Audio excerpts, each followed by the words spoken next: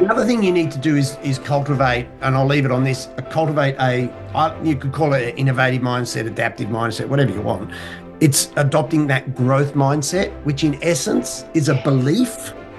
It's a Yes. belief that you can constantly learn, grow, and improve, because that opens you to curiosity. Because the fixed mindset says, I'm born with the intelligence that I'm born with, and nothing I do is going to improve it, which means they stop reading, they stop learning, they stop exploring. They go, oh, that's just me. That's just me. Welcome to Season 5 of the podcast, Manage Self, Lead Others with host Nina Sunday. This season, we go deeper into innovation, creativity, AI, and the invisible patterns shaping workplace culture. The future of leadership starts with the questions we ask. Join us to explore how to lead with emotional intelligence to elevate team culture and stay future ready. Today's guest, Nigel Collin, MBA, helps leaders navigate uncertainty by building adaptive teams that make adaptability a daily habit. He's author of The Game of Inches, with a methodology that aligns bottom-up ideas with top-down strategy, so organisations don't just adapt once, but keep adapting and see results compound. Small changes, big results. I'm especially delighted to welcome a repeat guest and longtime friend, Nigel Collin, who first joined us back in episode 71. Well, welcome, Nigel Collin, to a repeat visit to Manage Self, Lead Others. Indeed. Thanks for having me back. Yeah, well, you were one of the early episodes, and it was exciting to speak with you as our history working together goes way back. Dare I say, a long way back. Yes, and I've seen you present on stage. You're an amazing, animated, informative speaker. So anybody listening, Nigel isn't just an innovation expert. He's also an amazing speaker on The Game of Inches. And you are doing a doctorate research now on grassroots innovation based on what your discoveries on that trip, and we're going to explore that. And then we'll talk a little bit again about your book, Game of Inches, the philosophy. We'll just see where the conversation leads, Nigel. Tell us, it was about 2013, you decided to hop on a motorbike, do a solo trip around Australia with what question in your mind? So it was triggered. It happened because a year or so before that, I was at a conference on innovation. There was somebody who got up on stage and basically said, if you're going to be innovative, you've got to be like Steve Jobs. And I remember sitting in the audience having a reaction to that, going, no, you're wrong. And as soon as you go, you've got to be like that, you exclude everybody else. And I grew up in the conference and events industry. I was, a creative director, a content director. I've worked strategically on that side of things for a long time. And I know that some of the best ideas come from people you least expect, right? So I was into motorbikes, and I just had this idea pop into my brain about, I'm going to go out and prove you wrong. I'm going to go out and interview people and prove how creative and innovative we are as a country, and that innovation belongs to everybody. And it was about a year in the making, and eventually I had a client who had a conference in Darwin and agreed to let me be the opening keynote. And the idea was, I was living in Sydney at the time, and I rode from Sydney down through to Adelaide, which is the bottom of Australia, then right up through the middle. And so when I got there, I told stories of the people that I'd met on my trip, which was pretty risky because I didn't know who I was going to meet. And it ended up being the start of something beautiful. And even today, all of my work today is based on those early years of Ingenious Oz. Some of the greatest innovations we don't hear about. And there are people, all over the world who are doing incredible things that we don't hear about. And yeah, well, give us one. Give us one of those innovations. Okay, well, for example, innovation comes down to product, and it also comes down to process. Yes, right, which I think is a very important thing. There's an Indigenous or a First Nations enterprise in Alice Springs called Purple House. Right. And basically they provide health services into remote areas, and in particular, dialysis, kidney dialysis. And they're based in Alice Springs. And, if you go back 20 or 30 years, if you're a First Nations person, an Indigenous person with kidney issues, you would have to leave your community, you would have to leave your country Right. and go to one of the major hospitals, which is Yes. incredibly disruptive culturally. Yes. Because they're Um, away from their family and away from their home. Yeah. and away from their land and all Yeah. of that. And an elder in Alice Springs had kidney problems, said, why can't you just bring the machines here? Yeah. And they went, well, we can't. We don't have the funding. Government won't support us. So basically, he got together with a few of his mates. They did a whole lot of Indigenous artwork, managed to convince two top Australian comedians who, our friends overseas may not know, called Roy and HG. Yeah. So he convinced them to auction the artwork. So they were the auctioneers at the Sydney Art Gallery or in Sydney. And in one night, they raised $1 million and self-funded, and they've done that ever since. But the point of the story is it's that spark of innovation that I find really intriguing. What instigated the idea in the first place? But not just that, it's that now what's happening is Purple House have dialysis machines throughout regional and remote Australia. They're actually innovating dialysis machines to use a lot less water, and they're knowledge sharing of that with major hospitals. And I spoke to the CEO at the time, who's not Indigenous, she's an English medical practitioner, who basically said to me, and I love this line, Nina, our bosses are our patients and their families. And Right. to me, innovation comes from sharing of knowledge. It comes from looking outwards. So yes, they've got on the ground innovations happening, but I think it's the process they go through that's incredibly innovative as well. So thinking big picture about it, this is people that asked the question, why not? They said, if why not, what can we do to make it happen? But then in the making of it happening, they also then went, how can we make it better? Like, I mean, that's a big leap to go from let's create the service where we want it to let's improve it because they're not improving it. I often think, yeah, great.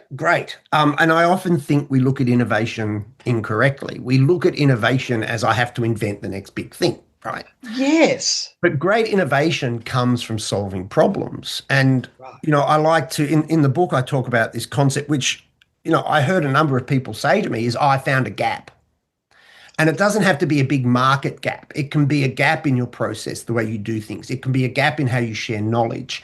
It can be a gap in the actual unit itself. So the way we get to that step or that new machine, the innovation for that machine, is not an initial thought of we need to save water. It's as we move forward, we keep searching gaps and we solve those gaps iteratively. Innovation can be an improvement upon an existing product or process as long as it's significant. Right. So we And often look at innovation as a big invention. No. Innovation can be, and by definition, the government's definition, the OECD's definition, is iterative. And right. it's interesting because there's a myth out there, and I say it is a myth, that innovation is, it's about the big breakthrough. And what happens when you do that is you miss all of those little innovations that can pay really big dividends. Well, then isn't it continuous improvement when it's small steps? Well, it is in a way where innovation falls into a number of camps. It is about products and it is about service, and that's where Yes. most of the focus is. It is about technology, and that's driving it big time. But innovation is also about soft processes, soft innovation. So you can break it into two camps to get academic on you. There's operational innovation, but there's also relational innovation. Yes, that's Education, knowledge interesting. That's sharing. the soft skills or the power skills, Yeah, so innovation interpersonal is very skills. broad. Let's not box it in. I tell you what, because I've done ProSci change, right? ADCAR. Yep. One of the things is human-centered change means you don't let the project managers focus all on installing the new product or service. You've got to bring the hearts and minds of the people with you, and you actually have to have a communication plan. Otherwise, people will resent the change, will resist the change, will almost sabotage the change. They won't use the change. And frequently I'm brought in to talk about change, and you can tell they haven't actually thought about how we're going to get the people on board. Or So what is the impact of the change? My belief is that most people don't think they're very innovative, they don't think they're very creative, and they don't think their ideas are of any value. And I think a lot of that comes down to how we position innovation. You got to be like Steve Jobs. No, you don't. You don't. Why do so many people think they are not creative? Because I would say 99.9% of babies are born with creativity embedded. Wow. Okay. It's Are you complex. going to argue with the percentage? No, I'm going to give you some. So there's a guy called George Land back in the 60s did a really cool experiment. It's never, to my knowledge, it's never been repeated, and I would love to repeat it. But he basically grabbed a NASA creativity test, and I actually wrote to NASA once asking if they had a copy of it, and they never replied. And I wrote to George Land and asked him if he had a copy. I'll go and ask him when I'm next in Houston. Yeah. But basically it's like a creativity IQ, and he trimmed it down for a bunch of kids, right? And he gave a group of kids, this back in the 60s, mind you, right? A creativity test, and a bunch of 5-year-old kids, and of those children, 98% scored highly creative. Now, the test was obviously modified for them, right? But then what he did, he gave the same test, exactly the same test, to the same kids 5 years later. So they're now 10. They've done it before. Yes. The amount of kids who scored highly creative, the percentage of them dropped to 30%. It gets better. He then gave it to them when they were another 5 years later. So they've done it twice, same test, it went down to 12%. Oh. Then he gave it, and same group, same sample, but then he gave it to a bunch of grown-ups, us, right? 2%. And this is the interesting thing about the research. Now, I would love to do the research again. By the way, it goes back up when you retire. Oh, yes, because we've got free time to think. But what you're saying is the creativity is embedded. It's just that they don't think they're creative. But if they don't think they're creative, they're not going to do well on a creativity test. George Land concluded that we don't become less creative. We learn to be, we learn to be uncreative. So when they're looking at the test, they just don't think in an outside the box sort of way to answer the question. They learn to be uncreative. Oh. But the question in my mind is, okay, if we learn to be uncreative, why? What's going on? Yes. And there's numerous answers to that, but a lot of it is conformity. A lot of it is environmental. A lot of it is peer pressure. A lot of it is an organization's culture. But I think it's really interesting to focus on, well, what are the barriers to it? Yes. And one of the things that I discovered when I went out into the wilderness, and I discovered a lot of things and still do, is this idea of taking small, consistent steps, which is why I termed the book Game of Inches, right? Because what that does, it makes it much easier to have small wins, right? If you take a small step forward or have a smaller innovation, an improvement, right, then that builds confidence. And that confidence leads to the next step, and that creates momentum. Yes. Whereas if I tackle something really big and audacious, it's far riskier, it's a lot more expensive, and it's harder. Yes. And there's too many moving parts. And talk about stories forever about bottom line improvement, dollar value of small iterative changes. Like stories abound. Okay. Well, here's a scenario. Let's move into how to embed innovation into a culture. And there's top down and bottom up. So top down, we've got a C-suite leader or a manager that is intellectually curious, is wanting to instill the innovative mindset in their people, but the people are not. I'm not creative. How can they awaken their team members' creativity without being hounded down? Yeah. Interesting question. So I think it falls into two camps. It's process and it's, let's say, mindset culture. So it's hard, soft, right? Yes. Right. I think that leader needs to firstly and foremostly give his team permission to be innovative. See, most people won't put an idea forward because they don't think they're going to be heard, or that it's not going to happen, or that they're going to get in trouble, or they're going to be told, no, that's not how we do it. Or they'll be judged. Correct. That's a silly idea. Correct. And you see this in meetings all the time, right? And so the first one is you absolutely have permission to come up with ideas. There's a guy I met on my very first trip in South Australia who's owns an engineering company. Without going into too many details, they make farm plow systems, sell them all over the world, sells his IP, his design all over the world. Super successful. He has meetings every week where he gets his team leaders, so the head of the paint department, the head of, distribution, whatever, together. And he goes, what have you done this week to improve your section? Pretty much. Because he knows he's out there chasing big markets. He's got strategy on his plate. He's not going to see those small innovations in the paint shop. And he said, he gave me this example of the guy in the paint shop one day was watching the forklift come in to get the green paint, which is their most used color. And it was at the other end of the shed. And it had to move a pallet. And he thought, that's a waste of time. Gap, right? Gap. Yes. So all he did was move one rack of green paint, not the whole lot, just one rack to the next to the door. So the forklift comes in and goes out. Doesn't need to move anything, doesn't need to dodge anything. And most people, here's the beauty of this. Most people would think, I'm too busy to worry about stupid little things like that. Or they don't see them.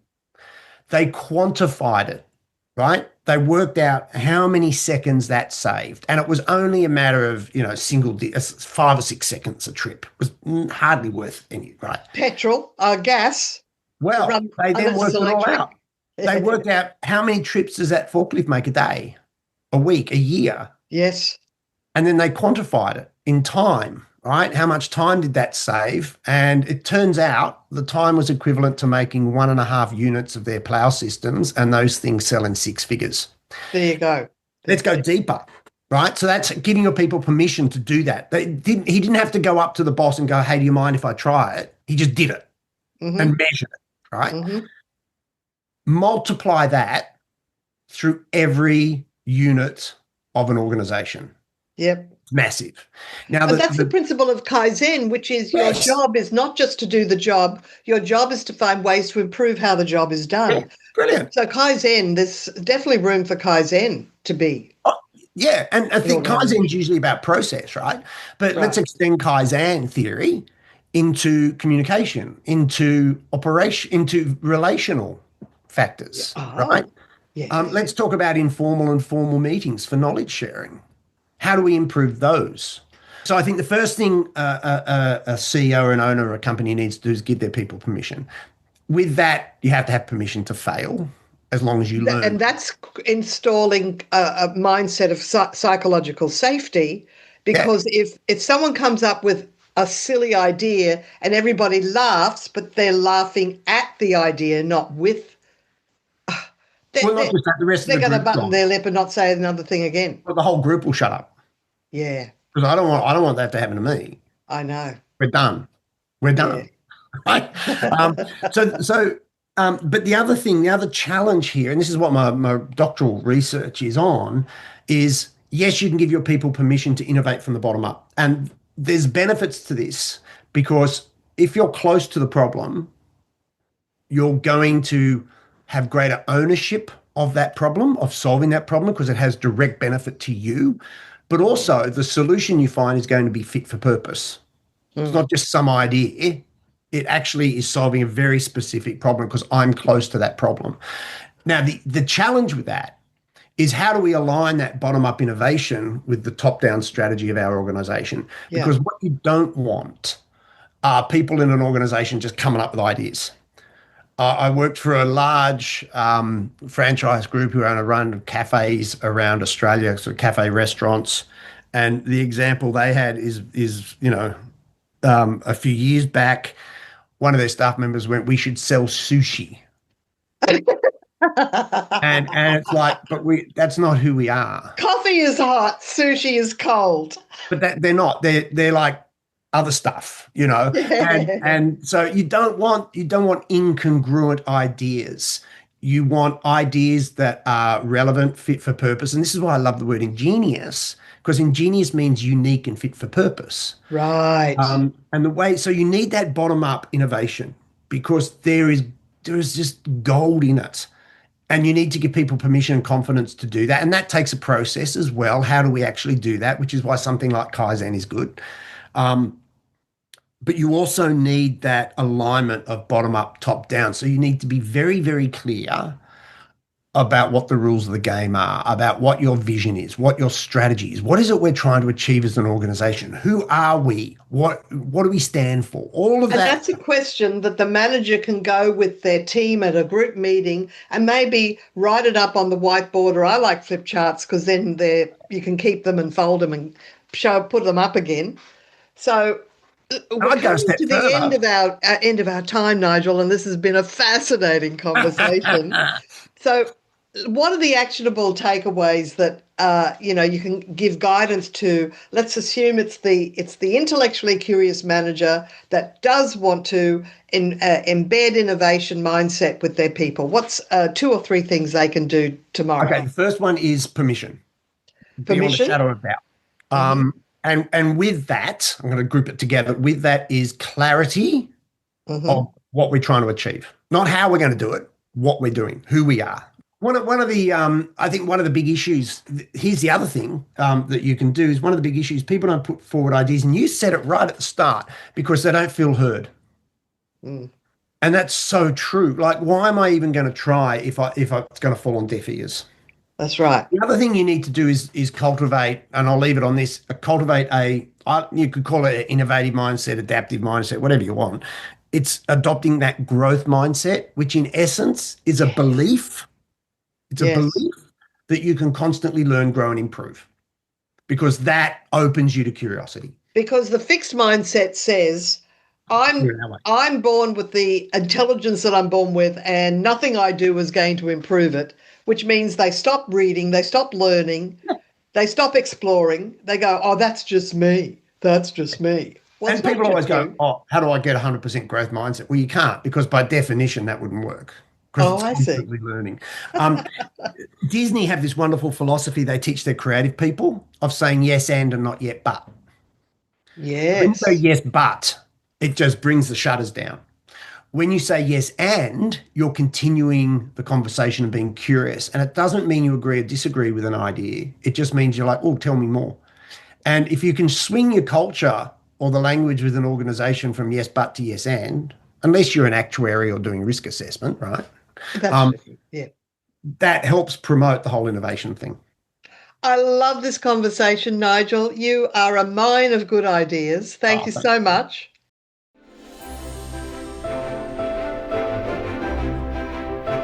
If you want to explore more of Nigel Collin's work, check out his Ingenious Oz podcast and videos at nigelcollin.com.au, or head to Amazon for his book, The Game of Inches, in paperback, Kindle or audiobook. My name is Nina Sunday, and this is the Manage Self Lead Others show. Stay tuned, we have more conversations coming your way. Manage Self Lead Others has launched the book. It's available on Amazon in paperback and Kindle. Not just a collection of transcripts, Nina Sunday adds her own reflections about each guest conversation. Plus, you might like to join Nina on her Substack channel, ninasunday.substack.com, for candid, behind-the-scenes conversations with 2 sharp AI hosts who riff, question, and bounce around ideas sparked by the published podcast episode. And if you're looking for a conference speaker or workshop facilitator who can up-level your team in Australia or around the world, visit brainpowertraining.com.au or ninasunday.com. Until you tune in next time. Every minute your finance team spends wrestling with data is a minute lost. Insight Software's AI-powered insights instantly move you from complexity to clarity. Automated analysis, real-time reporting, strategic recommendations, all at your fingertips. Transform how your finance team works and watch your business grow. Stop wasting time. Start making smarter decisions. Learn more at insightsoftware.com/AI. This podcast is a part of the C-Suite Radio Network. For more top business podcasts, visit c-suiteradio.com.